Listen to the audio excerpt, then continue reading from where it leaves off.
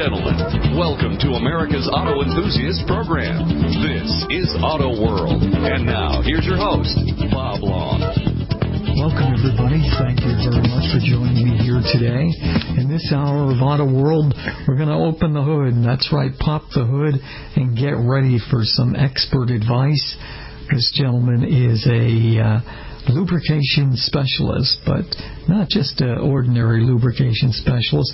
He has more than 25 years of experience. He's one of the largest distributors of Amsoil, dealers of Amsoil in the entire North American continent, and he's got a wonderful website.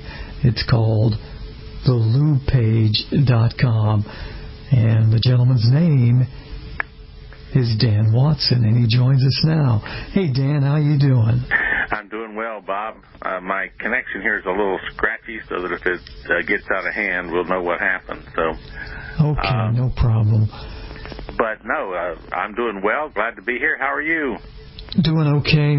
My voice isn't up to radio spec today, but getting better, and eventually I'll have my full radio pipes back. I've been reading this. Do you have your junior MC with you today? She's out at the moment at Walmart, okay. But expect an appearance anytime.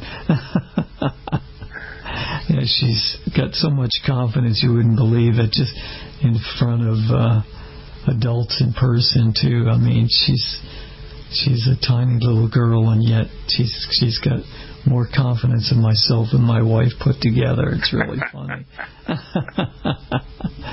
So let's talk a little bit about direct injection. This is all the rave these days. Direct injected gasoline engines.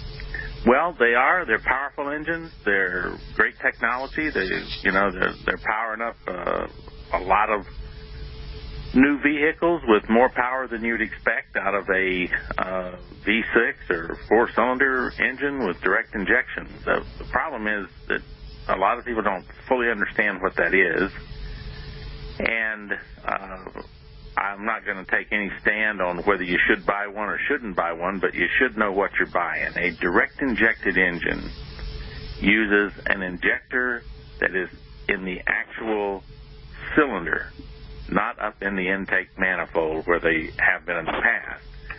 Now, this is a similar technology that's used in diesel engines, always has been, and today there are direct injected outboard motors in the marine industry. So this technology is pretty well developed, but when you buy a car with direct injection, you're going to have to know there's a couple things about it which down the road you may have to do a little maintenance, because the direct injected engines have a tendency to get some carbon buildup on the intake valve, backside of the intake valve. The intake valve is where the air comes into the cylinder from the manifold that distributes the air. Now, for our listeners, this is no big deal, but in the past, when we had this, we would simply add a fuel cleaner into the fuel, and that would give us the ability to clean that as the air-fuel mixture came in through the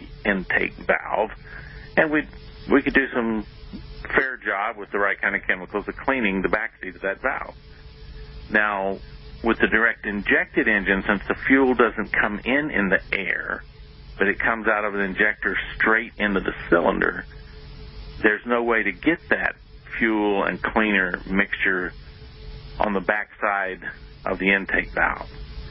So what we're seeing is that in a lot of cases, between anywhere from 60 to 120,000 miles, this becomes enough of a problem that people end up back at their dealership or somewhere saying, what's going on? My car's losing power. It isn't running the way I expect it to. And what they find out is that they're not getting good compression in those cylinders that have too much carbon buildup on the valve, so that it's not seating well when it closes against its backseat. So what do you do? How do you clean this thing, since you can't clean it with fuel additives, how do you clean it? Well, you need to take it in and they'll professionally clean it. And I've heard prices of anywhere from $150 to $250 in that range.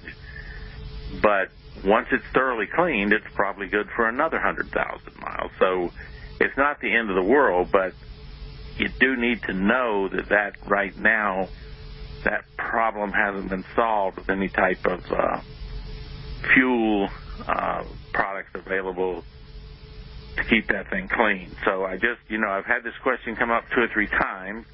One of the questions that we have today from a gentleman is about one of the Amsoil products.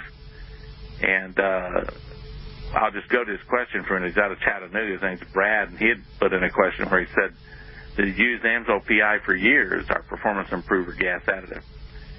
And he said, I've heard it will not really help with cleaning of the valves in the direct injected engine. Is this true? And the answer is yes, that's true. It can't.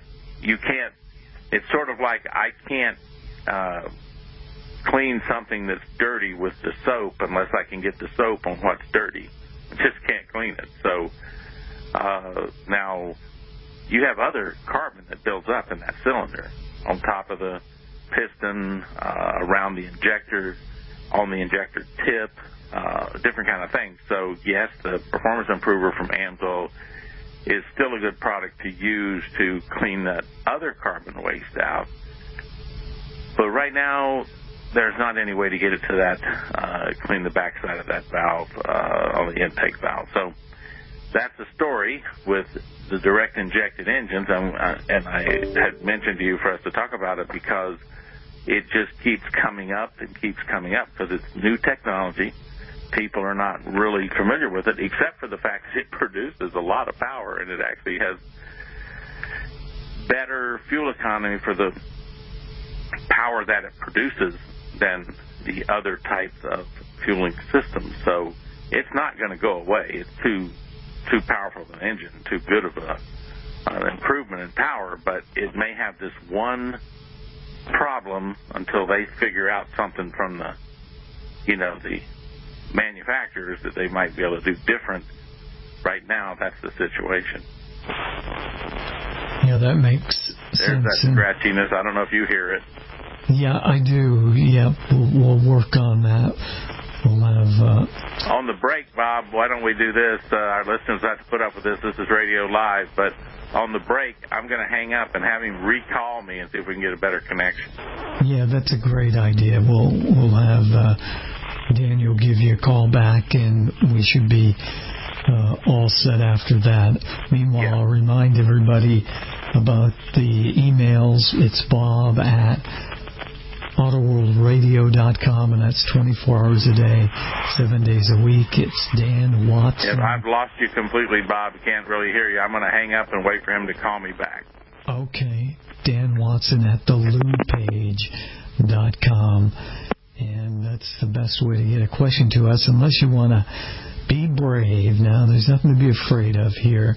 You can call me up and you can talk to Dan, and he is an expert in the realm of really anything under the hood, especially to do with lubrication. More than 25 years experience. He was in the Navy as a nuclear propulsion engineer in the nuclear submarines. So this guy knows his stuff, and he's a car guy, and one of the biggest, most successful in the whole country. So give us a call at 855-660-4261. We'll take this pit stop, and when we come back, we'll get reconnected with Dan and lots more straight ahead. I'm Bob Long.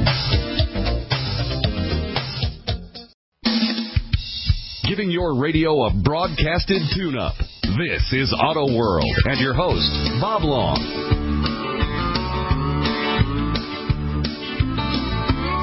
The website, lubepage.com.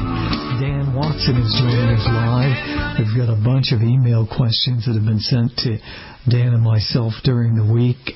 And don't be a stranger. You can call us up We're live at 855-660-4261, or if you're listening to us in archive or podcast or on demand, don't be a stranger. Send me an email, bob@autoworldradio.com, or Dan Watson at thelubepage.com. We've chased all those bugs out of the phone line that was giving Dan some trouble, and he's back with us live right now. And we've been talking about direct fuel injected engines and how there's really nothing out there that can touch the way this particular type of direct injection was designed. So you got to bring it to your dealer, but once you do, you get a great deal of satisfaction for another 60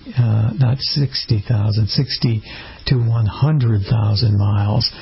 Let's take another question from let's go to Jack in Atlanta, and he asked the question, why are so many newer cars calling for 20-weight oils? Will I damage my car by using 30-weight oil? Well, it's a good question, and it's got a little bit more of a complex answer than to say just right off black and white, it's this way or that way. The cars are using 20-weight oils because in the world of lubrication, if you go to this lighter weight oil in that car, you're going to get better fuel economy. Now, how much depends upon a lot of things, but let's just say you might get 1 or 2 miles per gallon on a car that's in the 30 mile per gallon range. So that's why they're doing it. Okay, they're not going to 20-weight oil because they get better lubrication. They're going there because you get a little less drag and you get a little bit better fuel economy. Now, that being said, we could just say from a lubrication standpoint, if you don't care about the 1 or 2 miles per gallon, just run the 5W30 or something like that in it and you'll be fine. And you probably would. But we run into this other complication, is that in a number of vehicles out there, and I can't name them all to you, but they have variable valve timing systems. And these variable valve timing systems, they use the engine oil in a bit of a hydraulic type situation. Now, the pressure from your oil pump's not really providing the total hydraulic pressure, but they do use the oil pressure and the oil to move this device that they call a phaser. And what it does is it rotates the camshaft so that it changes the timing on the cams. Now, that's all getting too complicated for what we need to talk about. But the manufacturers are very specific that using anything other than a 20-weight oil may slow down that phaser operation and become a problem in moving the camshaft for the variable valve timing. So they're real careful about telling you you need to run 20-weight oil. Now, this broadcast goes out across the whole country. So if you live in a place where it gets to 0 degrees, 5, 10 degrees, down 10 below zero, you need to be concerned about this because the cold oil, if you have depending on what you've got, it may make a slower response on this profoundly obvious, okay, and you'd have a runnability problem in cold weather.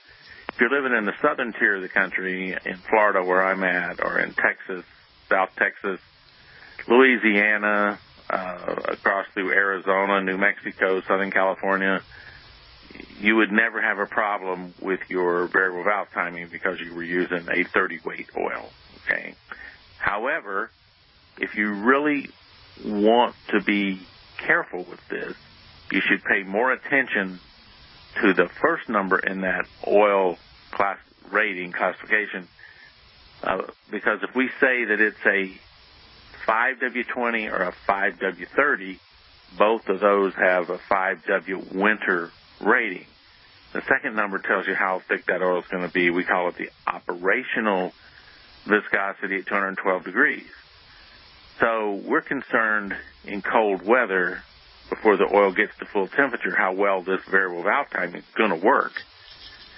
So what we recommend to people, who are using Amsoil is that if you want to use a 30-weight oil, use the Amsoil 0W30 Signature Series oil. And then you get the benefit of having the 30-weight for enhanced protection, and you get the 0W rating on that, which is equal to the same 0W that you'd have with 0W20, meaning that you're never going to have a response problem with your variable valve timing. It's just not going to happen. So we first always stick with the manufacturer and say that if the manufacturer tells you to use a 20-weight oil, use one of our high-quality synthetic 20-weight oils to make sure you have adequate protection in your engine through all temperature ranges. That would just be the first recommendation. But if somebody comes back and says, well, I don't want to use that 20-weight oil because they tell me to use that in my pickup truck and I'm pulling a horse trailer and I feel bad about that, just can't be giving me the protection I need, then it was, well, if you're determined to use a 30-weight oil, the Amsoil 0W30 Signature Series oil would be the choice because you get the benefit of rapid flow in cold weather and high temperature protection on the 30-weight end. So I know that all sounds complex, but it's because it's not simple. These things are not just black and white. He says, will it damage my car to use 30-weight oil? No, it won't damage it, but you could have some trouble with the variable valve timing in certain cars at certain temperatures, and the manufacturer will not stand by the warranty if you're using a thicker oil and it causes a problem with that variable valve timing. They won't do it. So I can't tell you to do it without giving you that warning, and so I'm not telling you to do it. I'm saying that a good Amsoil 20-weight oil will give you all the protection you need, but if you get into very severe duty and you want to use a 30-weight oil, use the Amsoil 0W30 and you get the best of both worlds. So that's all I can help Jack with in Atlanta. Yeah, absolutely. We thank Jack for writing into us, and don't be a stranger, Jack. If you have a follow-up question, you can do so by writing myself, Bob at AutoWorldRadio.com, or Dan Watson at thelubepage.com. Now, how easy is that? And that's 24 hours a day, 7 days a week. We got a question from Mike in Portland we can set up, and then be time for another break. But Mike from Portland writes, I have a transmission that calls for GL-4 gear lube. I can't find GL-4 locally, but my buddy tells me GL-5 covers GL-4. Can I use the GL-5? You're going to have to wait and find out from Dan Watson after these messages. 10 miles east of the highway.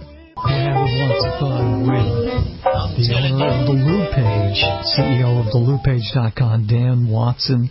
More than 25 years of lubrication experience, one of the largest Amsoil dealers here in the good old USA and throughout North America, and he is here to help you out. And we got a question from Mike in Portland, Oregon, who has a transmission that calls for a GL-4 gear lube.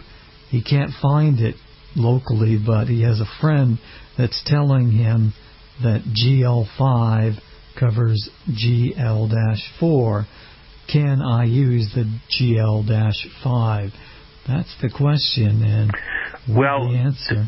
To help our listeners out just a little bit, that those GL ratings, comes from the American Gear Manufacturers Association, okay? And the GL ratings are designed to provide a level of protection for certain types of gear interactions, okay? Now, when we look at GL-4 and GL-5, which you don't even hardly see GL-4 mentioned these days, but it really still is there, but some manufacturers basically just decided they'd make GL-5, and of course, since GL-4 covers GL-3 and GL-3 covers GL-2, then GL-5 must cover GL-4. Well, let's put it this way. you could use GL5 in a lot of applications where it just called out GL4 because that was the latest rating at some time. But in the transmission that actually says GL4, you have to be careful, and here's why. In these gear lubes, they use an extreme pressure additive. Now, what an extreme pressure additive is in this world of lubrication and gears is it is a product that contains an additive which is an extreme pressure additive, an EP additive. Well, the one that is used is a sulfur and molybdenum compound, okay? Now, that's fine. We don't need to get any deeper in the chemistry, but sulfur and molybdenum, and we'll just get away from that hard term molybdenum and call it moly. So sulfur and moly compound. Well, the idea is when you get that gear oil trapped between the teeth on those gears and you put a lot of pressure on it, the temperature rises pretty fast, that oil under pressure. And when it does, it activates the sulfur. And that active sulfur will actually chemically bond to the surface of the metal. It's like plating it on there. And it has that moly with it, so that when the gears are trying to mesh to each other, they're actually pushing extreme pressure coating molybdenum against molybdenum instead of steel against steel. See, they're under such strain that you can't keep them separated with a film of oil.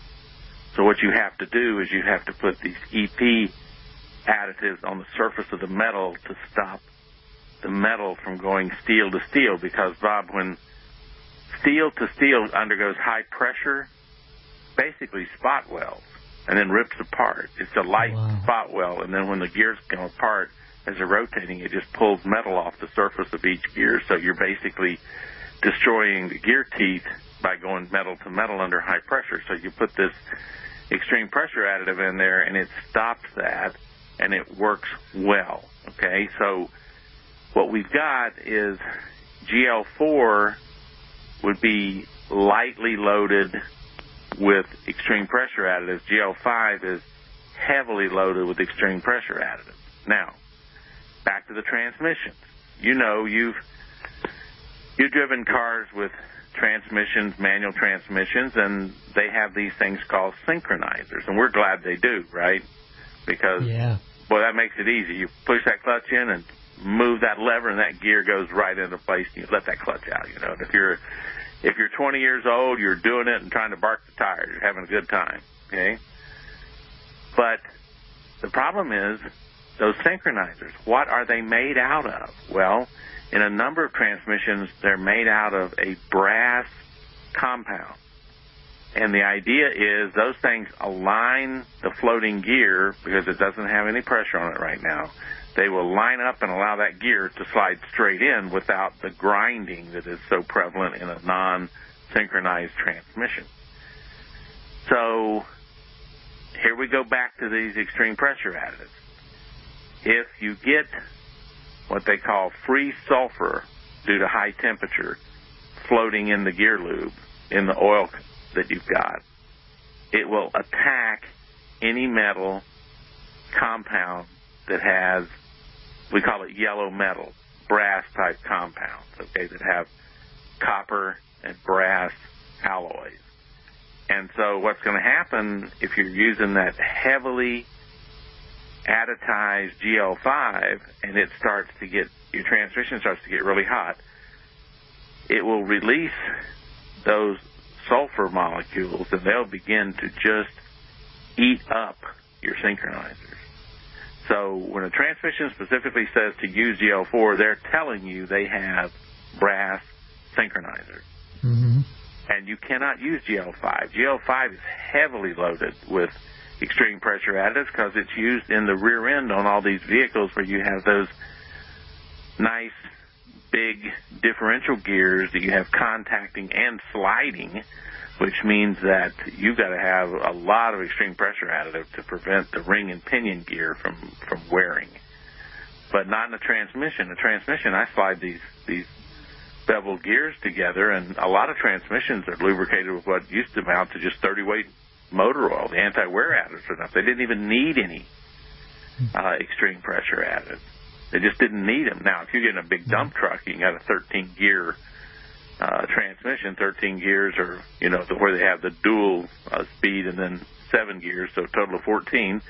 Those things can be trying to muscle around 70,000 pounds in the dump truck. So you put usually a higher performance, but they're not going to have brass synchronizers either. So it's that's what that's all about, and why I go to all the trouble to tell people, because there's still a lot of guys out there that treasure their cars from the 60s and 70s, and a lot of those have wonderful manual transmissions with brass synchronizers in them, and you just can't put this new powerful GL-5 gear lube in there. You're better off on a lot of those using what they call a manual transmission fluid, which is nothing more than a 30-weight oil with a good anti-wear additives in it. So I know I took time with that, Bob, but it comes up over and over, and I hate to hear people tell me on a phone call somewhere that they didn't know what was going on, but they took apart their manual transmission and all of their synchronizers are eat up. What in the world is wrong with my transmission, and what kind of gear lube would do that? And I have to ask them, do you know even what gear lube was in? Most of the time they don't, but somebody had put some GL-5 in that transmission, and it destroyed the synchronizers, and by the time they got it, it just wasn't shifting right, and you open it up, and these things are all eaten up. They look like they got cancer or something. So that's that story, and I'm sticking to it. Very interesting, to say the least. We got a question out of, let's see, why don't we go to Massachusetts, where Al writes in, I have a brand new Honda that calls for 0 W16 engine oil. I can't find this anywhere, but the dealership does make 0 W16 from Amsoil. What's the story? Well, he's asking a question we're getting a few of now, but no, Amsoil doesn't make 0 W16 yet. I think the only company that may have this in some limited supply would be Mobile right now. And you have to go back to the dealership. Al, I can't help you. Yeah, go back to the dealership. We'll be back with more questions, and don't be a stranger. Send us more. This is Auto World. I'm Bob Long. Don't go away. Giving your radio a broadcasted tune-up. This is Auto World, and your host, Bob Long. Have you heard the story of the hot rod race with the Fords and Leggett's was set in the face? That story is true. I'm here to say I was driving that GCNlive.com. Our very special guest is Dan Watson. You know him. We love having him on the show. He is our official wine and lubrication specialist. Did I say wine? Official lubrication specialist. And why don't we go back to a question from somebody with a brand new Honda. This is getting confusing for folks. So the best thing you got to do in a situation like this is just go back to the dealership, right, Dan? 0 W16 companies like I call them the aftermarket companies like Valvoline, Amsoil, different companies, Castrol, they're not going to make the 0 W16 until there's some kind of demand for it. Now, believe it or not, they've been using this for several years in Japan to see how it works out, you know, as far as Toyota, Honda, these guys they've been putting it on the road to see whether they were going to have confidence in it. They do, with the one caveat, the only 0 W16 you can buy has got to be a full synthetic. Okay? There's no substitute. So when you get a new car from Toyota or Honda, or maybe even Mazda that's calling for 0 W16, just recognize that they're expecting you to buy a high-quality synthetic. And I would tell you that I believe if Amsoil makes this, I'll be surprised. They may surprise me, but I believe it will come out probably in the Signature Series level oil, and I doubt that we see it in the what they call the XL or the OE family of oils, because you get to 0W16, we're talking about some really lightweight oil. And I got to have to me, I'd want to have the PAO and ester-based synthetic to make sure that it's not going to lose itself when I get some high temperature spikes. So, but that's the world. That's where they're headed. And so I would say that if you get one that's got this call for it right now, you're just going to have to deal with the dealership until the oil companies catch up. I think Mobil may have just announced it, but you can't find it, that they're going to make this oil, but they're going to probably make it in a small amount. It's only going to be limited to wherever you can find it. So, but that's the deal. Go back to the dealership that you got the car from. It's going to be their responsibility to find that 0W16 for you at your oil change. Good question. Let's see, we'll go to Florida. Brandon in Lakeland, Florida. He does some racing. He races a Ford mini stock. He wants to know if Amsoil does any sponsoring. Oh, boy, I've been doing this business for, almost 30 years. And it's one of the things that everybody in the, the weekend racing guys, they all want somebody to sponsor them. Well, Amsoil does have a system of providing you with wholesale oil, discounted oil, if you're a racer. That's one way they'll do it. Another is that if you really push it and you can find a dealer in your town, an Amsoil dealer, and you can partner up with him, he may be able to get you some product sponsorship at no cost to you. But you have to work out these deals individually, with a dealer being the person that goes to Amsoil for you and says, these guys are pretty successful racers, and they're looking to see if they could get some sponsorship. And then, of course, you have to have Amsoil displayed on the vehicle so that Amsoil gets something out of it. So, but look up, find a local dealer that can help you if you're looking for sponsorship from Amsoil. That's the best path to take. And remind everybody about your very special telephone number. Yes, you can always call and ask me these questions at 800-370-2986, or go to the lubepage.com. You can contact me through the Lube page, or you can email me, just my name, Dan Watson, at thelubepage.com.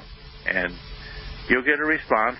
Give me a couple of days, because I have a lot more business going on than just answering questions from, the website. So give me a little bit of time. Give me a break.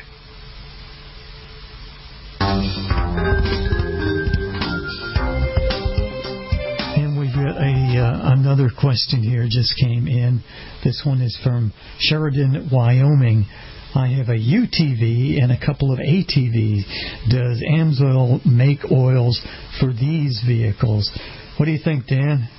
Well, of course they do. Now, it's a relatively new line of products the last couple of years, but I didn't know, Bob, because, I live now in the suburbs, here in Orlando, Florida, and I'm a country boy that grew up in the country, but they didn't have all these ATVs and UTVs when I was a boy. But I will tell you this, you don't have to worry about the use of these things. They're everywhere. I mean, they're nice little utility vehicles, right? That's what UTV stands for, utility vehicle. And if you look, they look like almost like little trucks, but are oversized ATVs that are built to have little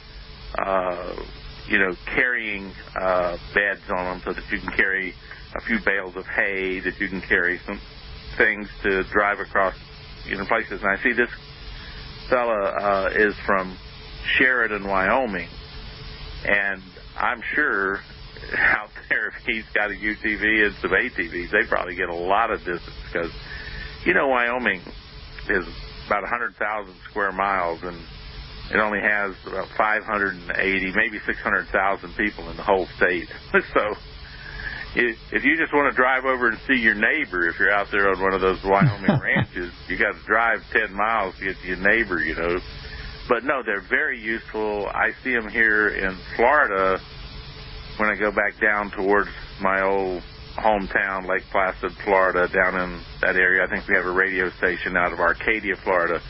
That area down there, you'll see UTVs. You're driving down the highway and you see somebody out in a pasture somewhere driving his UTV across the field there. So they're very useful and very popular right now. So the question is the oil different in these? Why wouldn't you just use, a standard oil, right? Well, the truth is these little vehicles, as you can imagine, they have really pumped these little guys up to get the most power they can out of a relatively small engine package. So it's kind of like, well, what do they got in there? Well, in some cases, they're looking for, they have 10W40 or 5W50 engine oil. Well, we don't make a lot of 5W50 oil.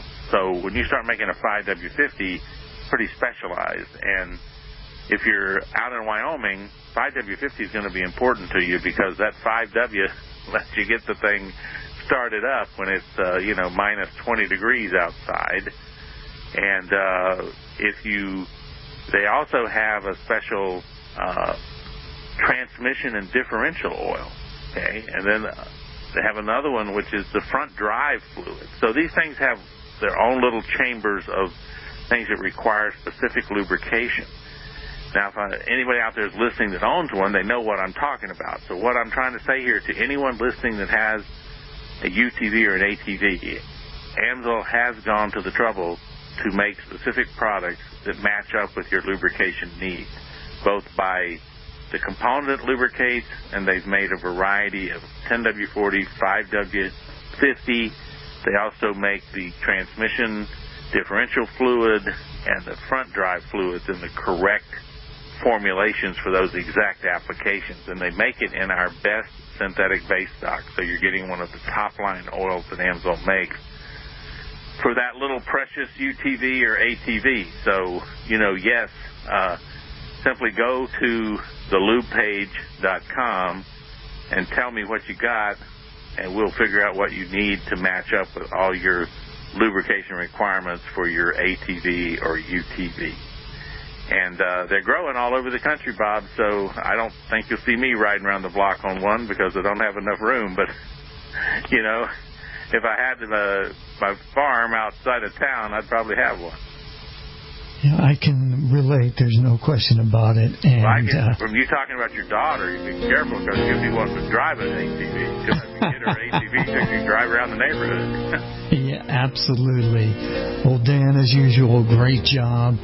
Everybody visit thelubepage.com. Email Dan Watson at thelubepage.com. Thank you, my friend. All right, next time. We'll see you. Seems I always end up driving by. Folks, this is Bob Long, host of Auto World Radio, with great news. We have a new sponsor, Dan Watson, who distributes Amsoil throughout the USA and Canada. Dan is one of Amsoil's largest distributors. He's a former U.S. Navy nuclear specialist and a certified lubrication specialist with 25-plus years of experience. You can listen to Dan every Sunday evening live at 6 p.m. Eastern Time here on GCNlive.com. Get all of your questions answered and ensure you get the best lubrication for your car, truck, boat, or really anything that moves. In 1972, Amsoil pioneered synthetic lubrication, and Amsoil continues to provide the best lubrication money can buy. Get the best advice for the best results. Contact Dan at thelubepage.com. That's thelubepage.com. Or call 800-370-2986. That's 800-370-2986.